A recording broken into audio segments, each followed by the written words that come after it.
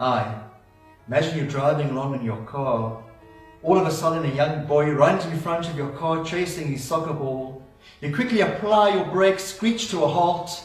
You wind down your window, you wave your finger at the child. Hey, I could have hurt you, I could have knocked you down, be careful next time. Angrily you drive off, and as you do, you peer into your rearview mirror. You see another man harshly rebuking this child, almost tackling him to the ground, screaming at him, how could you do that, how could you be so silly, you could have really killed yourself, you could have hurt yourself. He smacks the child. You think, who can this person be?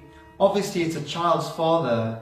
Yes, you might have wagged your finger at this child, that's not enough. This is the father who loves, who cares so deeply for this child, who doesn't want any harm to befall this child.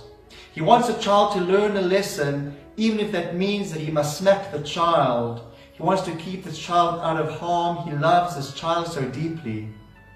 In the second reading, Bechokasai, we come across the terrible, harsh reading of the tochacha, the rebuke, the list of punishments that Hashem says will befall His people if we don't heed His commandments, study and apply His Torah. We need to realize these punishments don't come from a point of view of God wanting to, God forbid, harm us.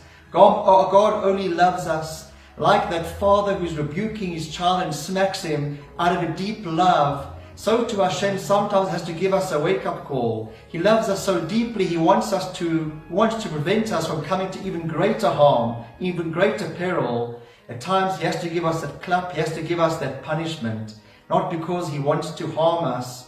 Quite the opposite, He wants to prevent the harm. He loves us so deeply.